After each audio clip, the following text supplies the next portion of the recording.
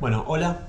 En esta segunda clase ya vamos a empezar con el contenido en sí de la materia, después del breve recorrido que hicimos en la primera clase. Hoy vamos a arrancar con el análisis exploratorio univariado. Lo vamos a dividir en tres partecitas. La primera, cortita, de variables cualitativas. Ahí vamos a ver la distribución de frecuencias, su representación gráfica y algunas medidas de resumen. Luego vamos a pasar a las variables cuantitativas, donde también vamos a ver esta distribución de frecuencia, vamos a ver en qué casos es útil utilizarlo y en cuáles no. Luego representaciones gráficas. Y ahí, bueno, vamos a saltar a las medidas de resumen, pero también a medidas de dispersión y de forma.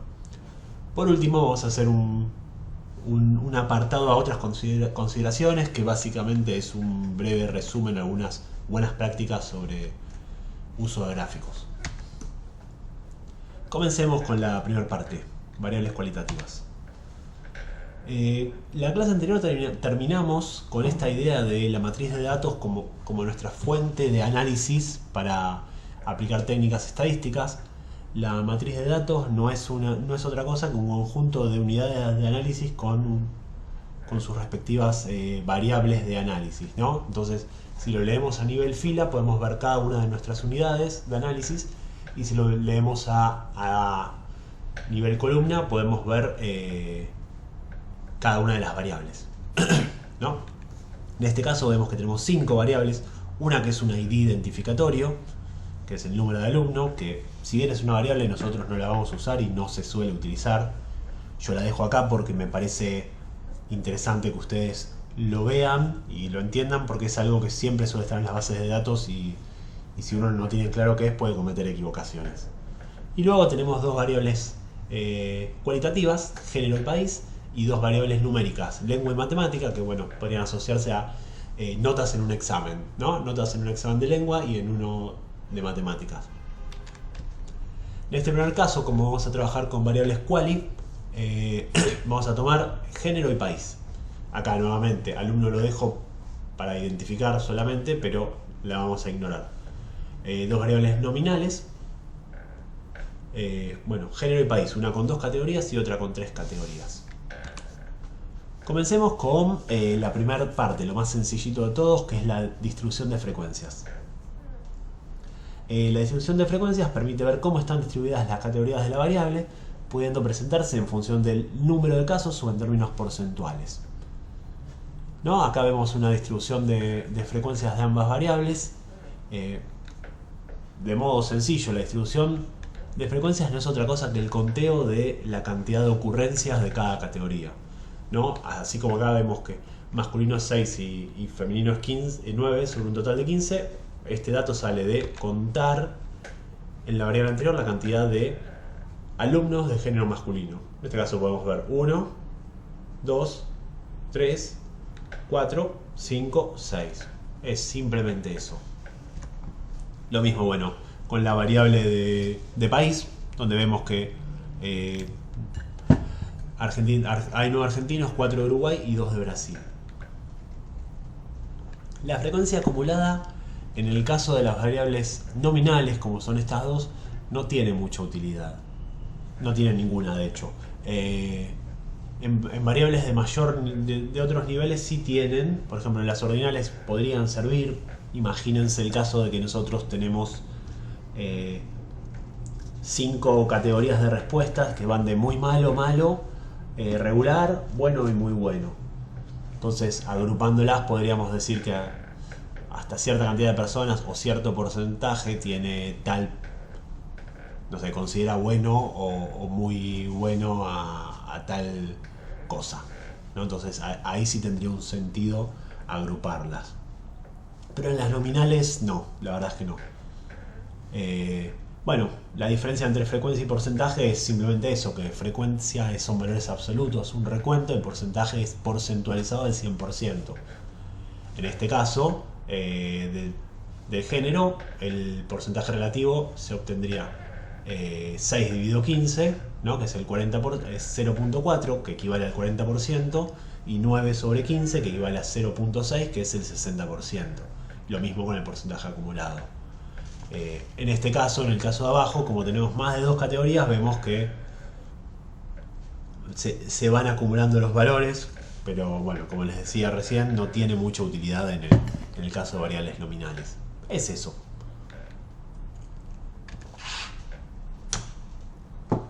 La representación gráfica es lo mismo que la tabla de distribución de frecuencias, solo que presentado de una forma más rápida y sencilla y que en muchos casos facilita el análisis, ¿no? Acá podemos ver a simple vista como la mayoría de los alumnos son de género femenino y la mayoría de los alumnos son de Argentina. Ahí, bueno, no alcanzan a verse las etiquetas, pero este 60% corresponde a Argentina. Nos da un pantallazo rápido de cómo se distribuyen esas variables.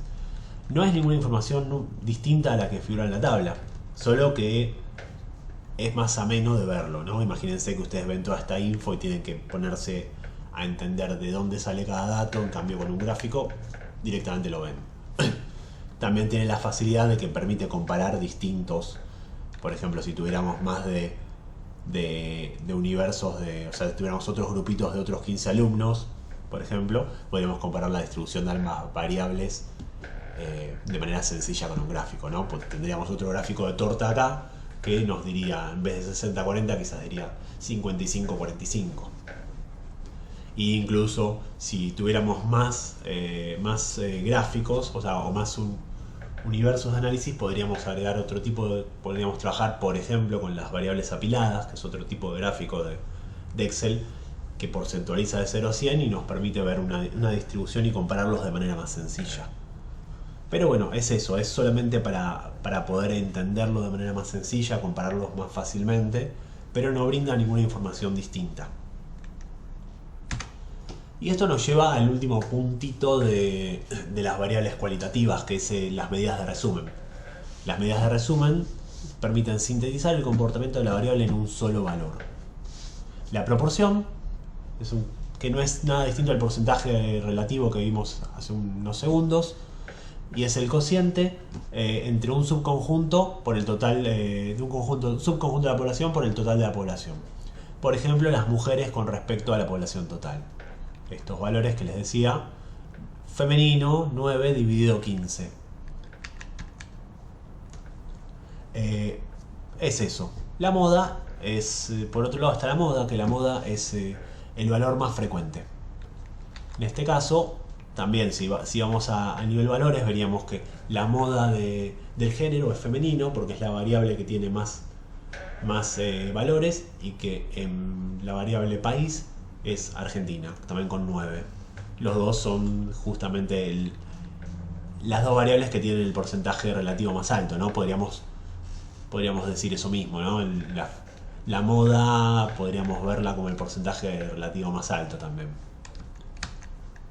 Pero bueno, se suele expresar en valores absolutos, no en los valores enteros.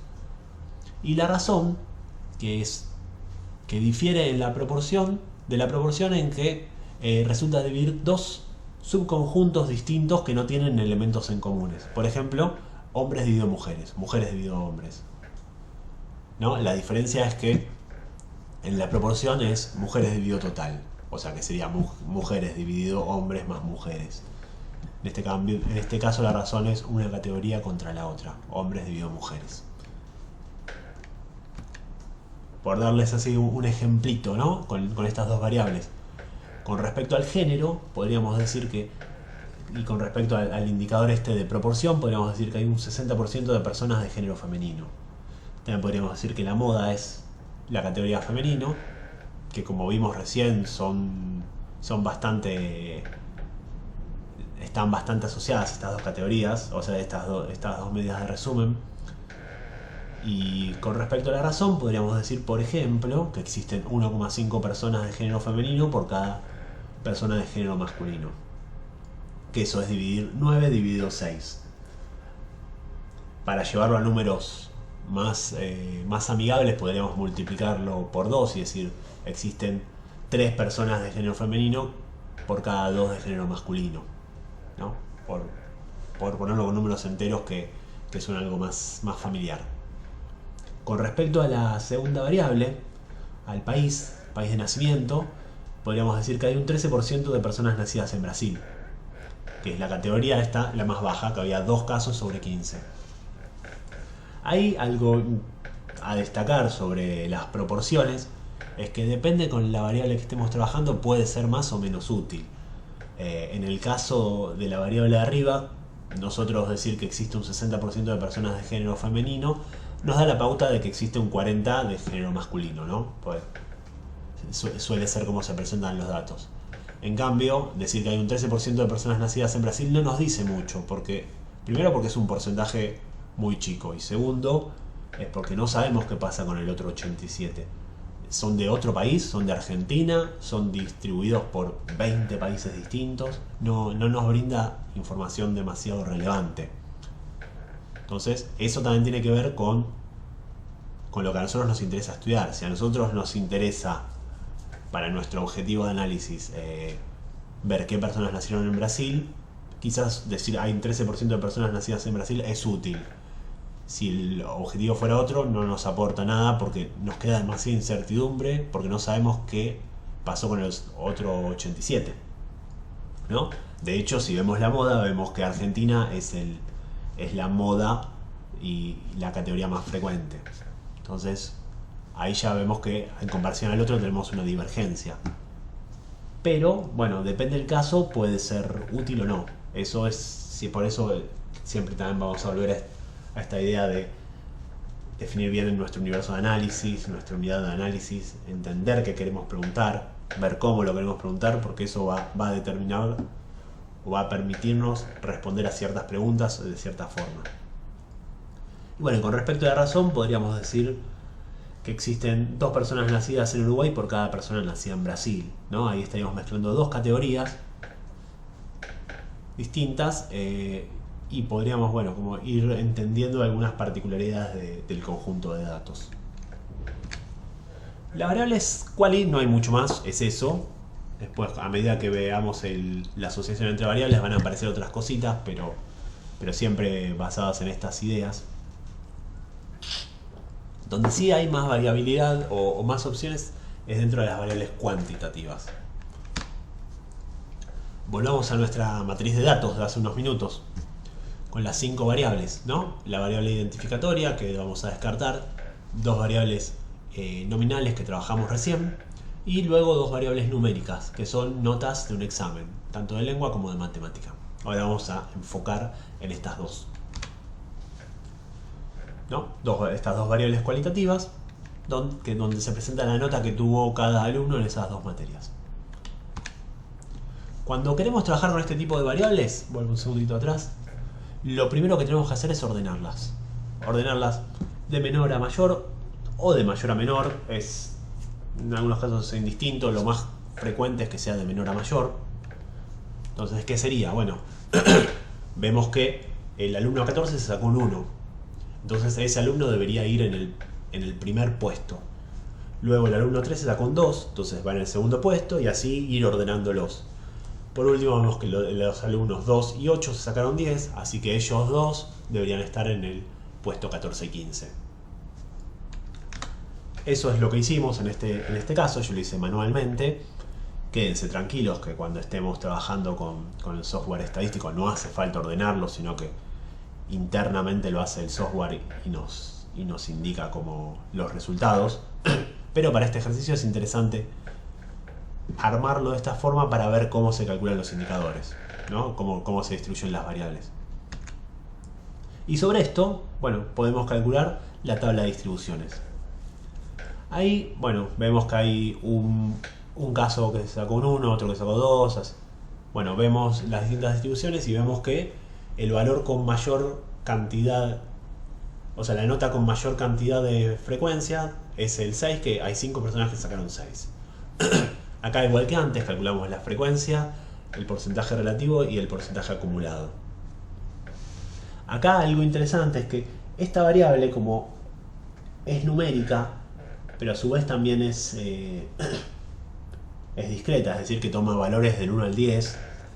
Si bien en algunos casos podríamos decir que hay algunos profesores que ponen 6,50, 7,50, pero no deja de ser un conjunto finito de valores. No te van a poner un 6,12. Entonces se puede, hay como una convención de que el conjunto de valores es de 1 a 10. Entonces son valores discretos y puntuales, ¿no? Entonces en este caso se puede hacer una tabla de distribuciones y nos va a brindar algún resultado útil. Si la variable fuera del tipo intervalar continua, esto no tendría sentido. Piensen en la altura, ¿no? O en el peso, que son variables, o en el ingreso también podrían ser variables que pueden tomar cualquier valor. Entonces hacer este tipo de tabla de distribuciones no tiene sentido porque podrían aparecer infinitos valores. En esos casos lo que se suele trabajar es con los histogramas, que los histogramas no son otra cosa que agrupaciones de los valores. Por ejemplo, armo un histograma de 10 subgrupos, entonces divido todos los valores existentes en 10 grupos lo más parecidos posibles y eso los grafico en algo similar a un gráfico de barras.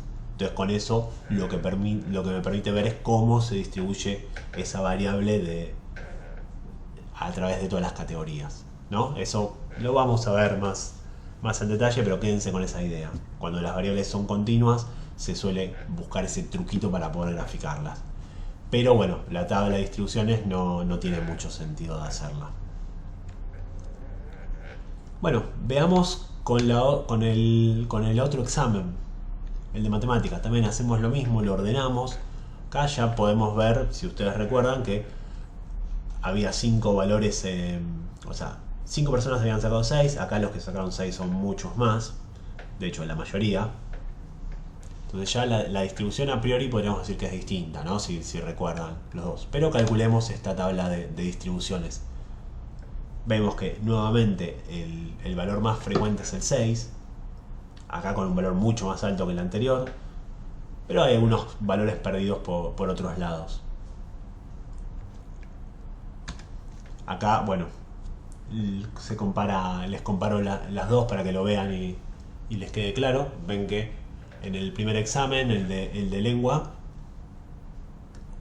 hay gente con... casi todas las notas aparecieron y están distribuidas de mayor forma. Si bien el 6 es la más frecuente, después hay algún caso en la mayoría. Sin embargo, en la segunda nota, en la de matemáticas, casi todos sacaron un 6 y algún caso raro se sacó otra nota, ¿no? Acá, con las frecuencias relativas, con los porcentajes relativos surgidos a partir de la tabla de distribución de frecuencias, ya podemos empezar a observar particularidades de cada variable. Sin embargo, al igual que ocurre con las cualitativas, gráficamente se ve mejor. Entonces procedemos a hacer un gráfico. Ahí lo que vemos es que queda un poquito por fuera, bueno, queda un poquito cortado el gráfico, pero vemos que las distribuciones son distintas, ¿no? En el primer caso está bastante parejo, ¿no? O sea, acá hay un pico en el 6, pero aparecen datos en casi todas las notas, mientras que en el caso de matemáticas la gran mayoría se saca lo mismo y después hay algunas notas perdidas pero con valores muy bajos. Entonces acá visualmente ya podemos entender las diferencias que también se presentan en la tabla, pero de forma menos clara. Una vez con esto, digamos, si bien esto nos muestra información, es interesante calcular estas distintas medidas que vamos a ver, ¿no? Porque nos permiten caracterizar en un valor al universo de análisis, ¿no? A lo que estamos analizando. El primer conjunto de medidas que vamos a trabajar son las medidas de resumen, que son llamadas medidas de tendencia central, que lo que hacen es resumir las características de una variable en un único valor, ¿no? Intentan decir un número que me represente lo mejor posible ese conjunto de datos. El más conocido y el que todos usamos todo el tiempo en nuestra vida cotidiana, pero quizás sin reflexionar al respecto, es el promedio. El promedio no es otra cosa que la suma de todos los valores que toma la variable dividido la cantidad de registros. Es esta fórmula que está acá en el costadito. No le presten demasiada atención, quédense con esta idea. Yo se los puse para que vean las fórmulas, pero no vamos a profundizar demasiado en las fórmulas. Pero es eso, suma de los valores dividido la cantidad de valores que estamos sumando. La mediana es un poquito más compleja la idea de la mediana. Es sencillo, pero a veces es un poco complicado de entenderlo. Pero la mediana es el valor de la variable que ocupa la posición central. Es decir, nosotros partimos todos nuestros datos, ordenamos nuestros datos, los partimos a la mitad, el valor ese que queda en el medio, que nos permite que si nos paramos en ese valor del 50% de los casos quedan de un lado y 50% del otro, esa es la mediana. Y la moda es, bueno, es lo mismo que habíamos visto en las variables nominales, o cualitativas, perdón, es el valor que más se repite. Acá lo mismo que antes. Como nosotros estamos trabajando con una variable discreta, tiene sentido buscar una moda. Si nosotros estuviéramos en variables continuas, no serviría porque podría haber datos infinitos. Pero bueno, quedémonos con esta idea que sí, en este caso sí se puede. Vayamos a calcular estas medidas de resumen en nuestras dos variables. Como les decía, empecemos con lengua. Como les decía, el promedio no es otra cosa que la suma de todos los valores obtenidos dividido la cantidad. O sea, si nosotros hiciéramos para obtener el promedio de lengua, tendríamos que sumar todos los valores, ¿no? 1 más 2 más 3 más 4 más dividido la cantidad que sabemos que es 15. Si hacemos esta suma les va a dar 90, es decir, 90 dividido 15 es 6. El promedio es un 6. O sea, la gente, el alumnado se sacó en promedio en lengua un 6. Si nosotros calculamos la mediana, que como les decía es el valor que deja el 50% de los casos de un lado y el 50% del otro, podríamos también, bueno, deberíamos utilizar esta fórmula, que es n, en nuestro caso es 15, más 1 dividido 2. O sea, 15, que es el total de casos, más 1, 16, dividido 2, 8. Entonces, lo que tenemos que hacer es buscar el caso que está en la posición 8. Por esto que les decía es importante ordenar los datos, ¿no? Porque nos va a permitir hacer estos recuentos y mirarlo de manera visual. Entonces hacemos 1, 2, 3, 4, 5, 6, 7, 8. Está el 6. Entonces nuestra mediana es un 6. Y la moda es el valor más frecuente, que ya habíamos visto en el gráfico, ¿no? Que lo vemos acá que son 5 valores, pero ya en el gráfico anterior habíamos visto que es el valor con mayor cantidad de casos. Entonces es un 6. Acá vemos que en los 3 casos, o sea, las 3 medidas de tendencia central me dan 6. Promedio, mediana y moda. Veamos qué ocurre con matemáticas. Bueno, les adelanto que va a ocurrir lo mismo. Si sumamos todos los valores, nos va a dar 90. Como el total es 15 también, es 6. La mediana, bueno, ya sabemos que es la posición 8. La posición 8, 2, 4, 6, 8. De nuevo es un 6. Y en este caso, la moda, el valor más frecuente, también es un 6. De hecho, casi todos los casos son un 6. Entonces ahí lo que vemos es que estas dos distribuciones, estas dos variables, tienen las 3 medidas de tendencia central igual. Sin embargo, ya hemos visto que son distintas, son bastante distintas, ¿no? Entonces, bueno, esto lo que nos permite ver es que una medida de resumen sola no sirve. 2 tampoco, 3 en principio tampoco, a menos que empecemos a mezclar con otro tipo de medidas de resumen. Porque si tomamos solamente las medidas de resumen de tendencia central, corremos el riesgo de que pase esto, de que cosas muy distintas nos den los mismos resultados. Una posible solución es trabajar con lo siguiente, que son las medidas de dispersión, que nos permiten resumir la variabilidad de los datos. Ya no la homogeneidad o resumir el total de los datos en un valor, sino resumir cuán diferentes son en un valor. Acá hay muchas medidas, acá vamos a ver 4, les voy a mostrar 4. La primera es la varianza, que representa la variabilidad de una serie de datos respecto a su promedio. Acá tienen la fórmula, es la resta de cada uno de los valores menos el promedio elevado al cuadrado. O sea, todo eso se suma dividido la cantidad de casos. El desvío estándar, que no es otra cosa que la raíz cuadrada de la varianza. El rango intercuartil, que es la diferencia del valor que se encuentra en el tercer y el que se encuentra en el primer cuartil de una variable, es decir, el rango donde se mueven el 50% de los casos. Esto ahora se los voy a explicar, pues quizás el más, así como la mediana era el más complejo de las medidas de tendencia central, el rango intercuartil es el más complejo también de entender de las medidas de dispersión. Y el coeficiente de variación, que viene acá como un poco metido así de costado, porque tiene la particularidad de que ya empieza a relacionar las medidas de dispersión con las de tendencia central, ¿no? Porque la fórmula es desvío dividido promedio. Y lo que nos permite, eso también ya lo vamos a ver más en el futuro, nos permite comparar distintas variables, ¿no? Entonces, con el coeficiente de variación podríamos analizar tanto las dos variables que estamos trabajando, lengua y matemática, y ver, digamos, cuán diferente o cuán similares son en ese aspecto. Vayamos a calcular la varianza, que es como quizás el primer concepto y el más importante. Como les decía, la fórmula de varianza es el valor menos el promedio elevado al cuadrado. No, lo que se va a mostrar no. Es el valor menos el promedio elevado al cuadrado, la suma de todos esos dividido n. O sea, sería 1 menos el promedio, 6, elevado al cuadrado, es menos 5. O sea, esto es menos 5, elevado al cuadrado, 25. Después sería 2 menos 6, que es el promedio, es 4 elevado al cuadrado, 16. Y así vamos haciendo todo. Una vez que tenemos todos estos valores, los sumamos, da 104, y eso lo dividimos por 15. Nos da una varianza de 6,93. Como les decía, el desvío estándar no es otra cosa que la raíz de la varianza. Entonces hacemos la raíz de 6,93 y nos da 2,63. Y el rango intercuartil es... Este es quizás el concepto más complejo de todos estos. Como les comentaba antes, todo esto lo vamos a hacer en software, a través del software, entonces no va a ser necesario que ustedes se pongan a calcularlo a mano, pero sí que entiendan de dónde viene.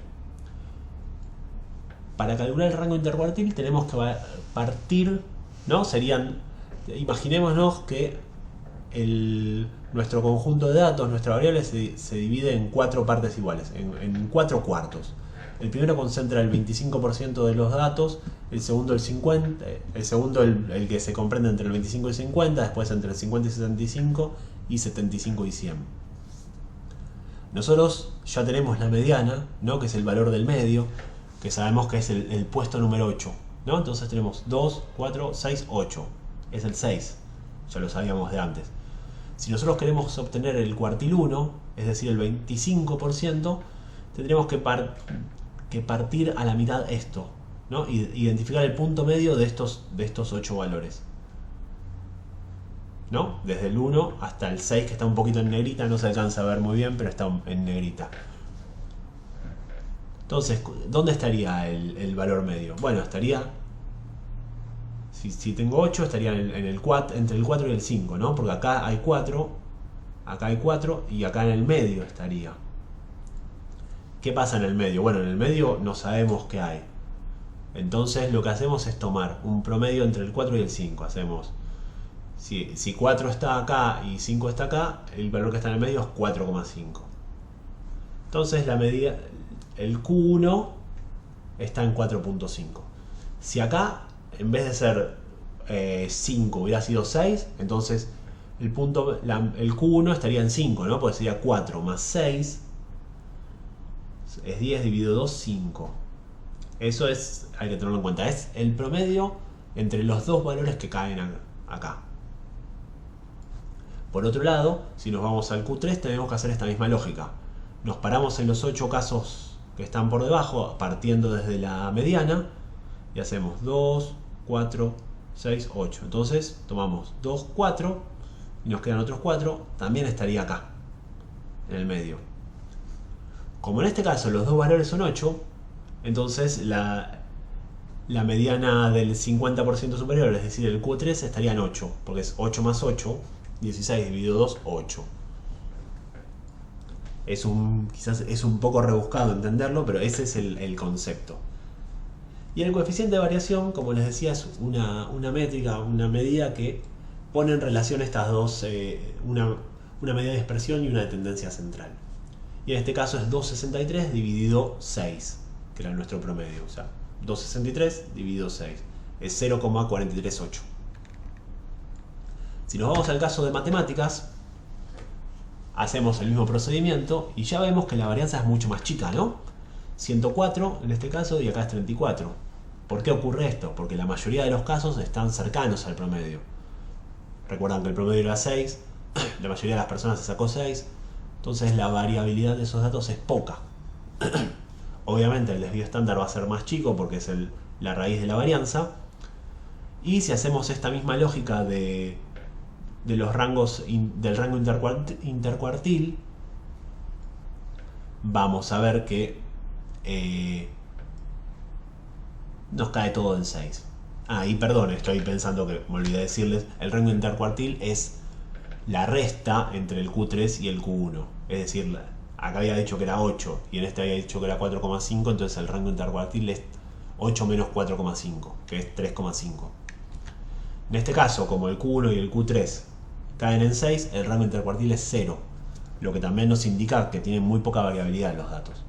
Y el coeficiente de variación también es más chico, porque es el desvío estándar, que ya es más chico, dividido el promedio.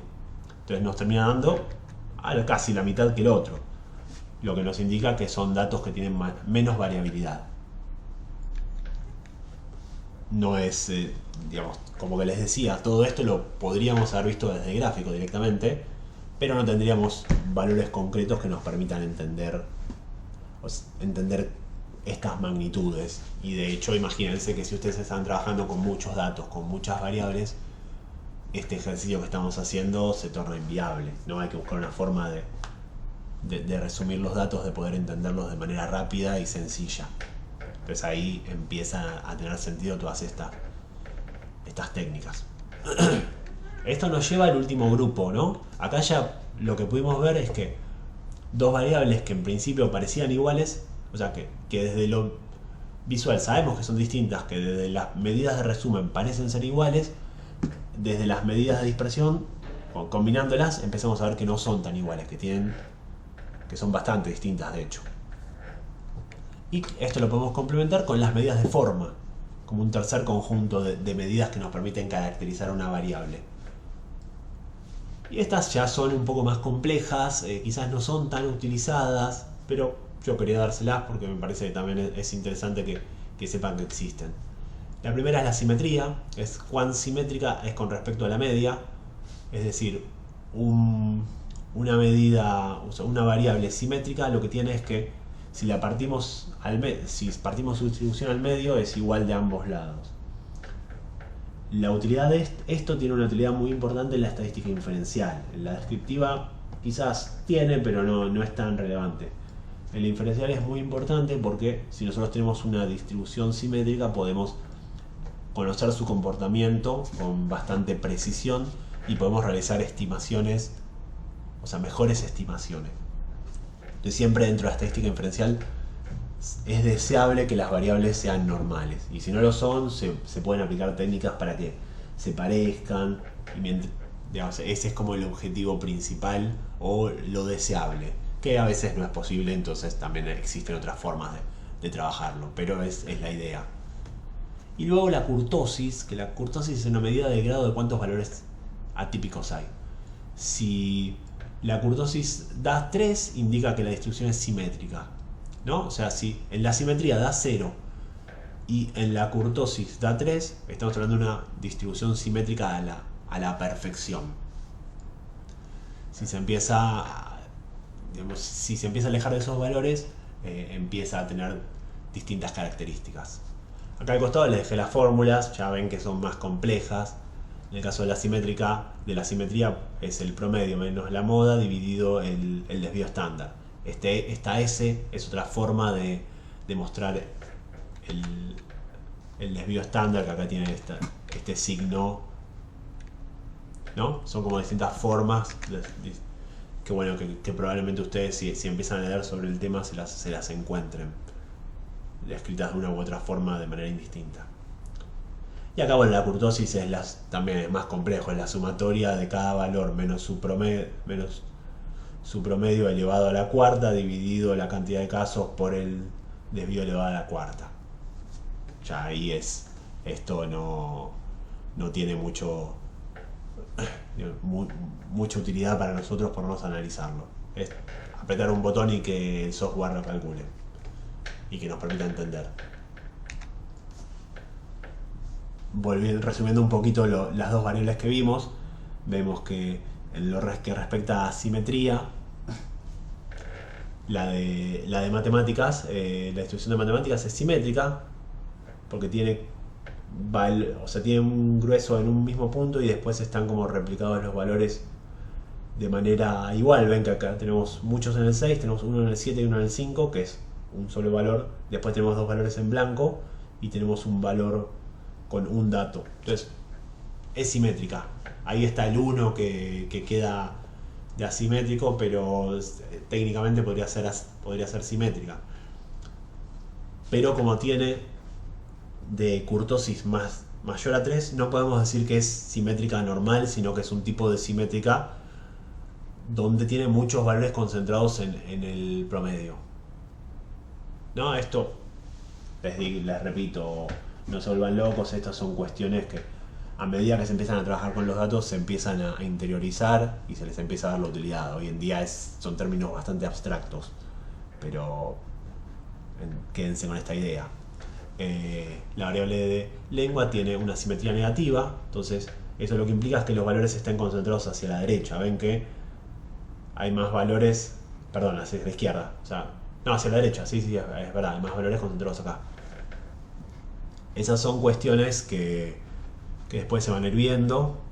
Y en kurtosis también tiene una kurtosis negativa, pero bastante cercana a 0, lo cual me implica que los valores están bastante chatos. Ven que no hay una categoría que se destaque mucho. Mientras más se destaca uno, la kurtosis es más alta. Mientras más uniformes son todas, la kurtosis termina siendo más negativa, es un valor más bajo. Y eso es un poco la idea de estas tres medidas. Es importante que ustedes cuando analicen, en lo posible traten de utilizarlas todas o varias de ellas y de los distintos conjuntos, ¿no? Alguna de resumen, otra de dispersión y otra de forma. Entonces con eso empiezan a tener un panorama más claro de cómo se comporta esa variable. Por último, les voy a hacer un repasito muy, muy rápido sobre esta idea de otras consideraciones, ¿no? Cuando yo en este punto lo que yo quería hablarles es sobre los tipos de gráficos. Ustedes van a ver, o bueno, ya deben haber visto, deben conocer que existen un montón de tipos de gráficos. Sin embargo, no todos los tipos de gráficos son adecuados para todas las variables. Los que más utilizamos son los de barras, los de torta, los de líneas y los de dispersión. Los de barras se pueden utilizar para variables nominales, ¿no? Como por ejemplo las que vimos en esta clase, el género, los países, donde se muestran distribuciones de categorías distintas. También se puede utilizar para variables numéricas, como por ejemplo las notas de un examen, pero ya no se pueden utilizar para variables numéricas o intervalares continuas. Ahí sale a la luz esta idea del histograma que ya vamos a ir viendo, de ser necesario, donde los valores continuos se discretizan, se toman como subconjuntos que agrupan muchos valores y los presentan en forma de algo parecido a un gráfico de barras, que teóricamente no lo es. También se puede utilizar para variables, sí, como les decía, numéricas, discretas, como en las notas, también para variables más asociadas al PBI o cuestiones económicas. Entonces, es uno de los más utilizados y de los más flexibles. Gráfico de líneas. Este tiene la particularidad de que los valores que se presentan ahí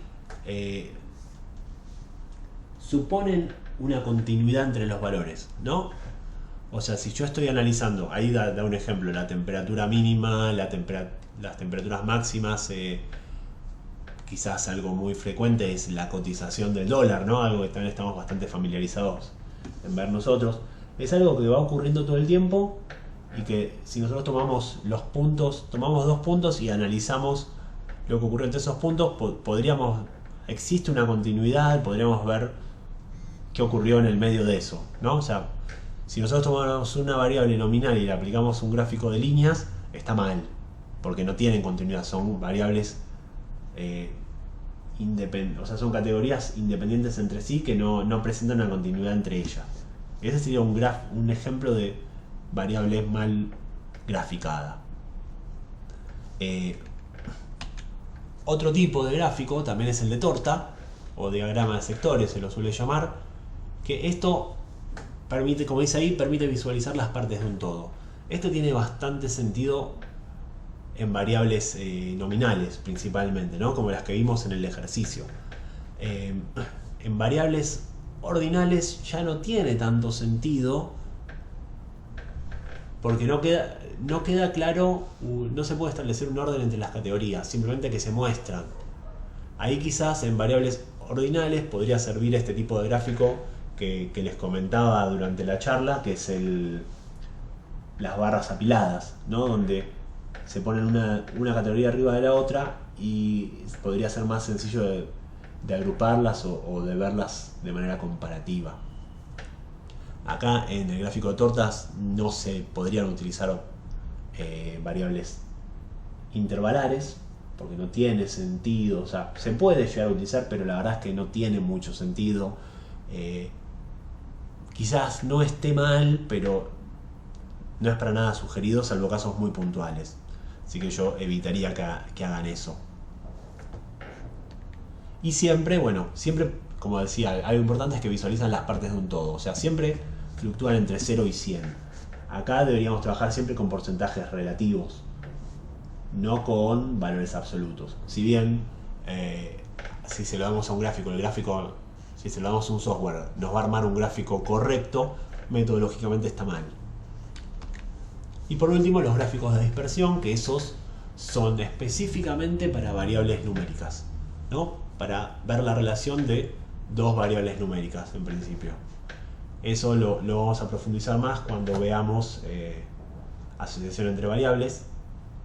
Pero básicamente imagínense esto, que lo deben haber visto muchas veces, que son un eje XY y una nube de puntos, un conjunto de puntos en el medio. Esas son relaciones entre dos variables numéricas.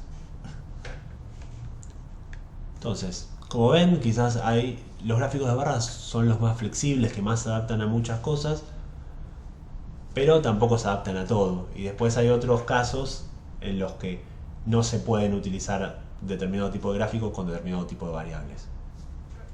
Ya para cerrar, les quería hablar de, esto es lo que les decía recién, les quería hablar de un tipo de gráfico especial, no muy conocido para la gente que no trabaja en estadísticas o que trabaja con números, que es el boxplot o diagrama de cajas y bigotes en castellano.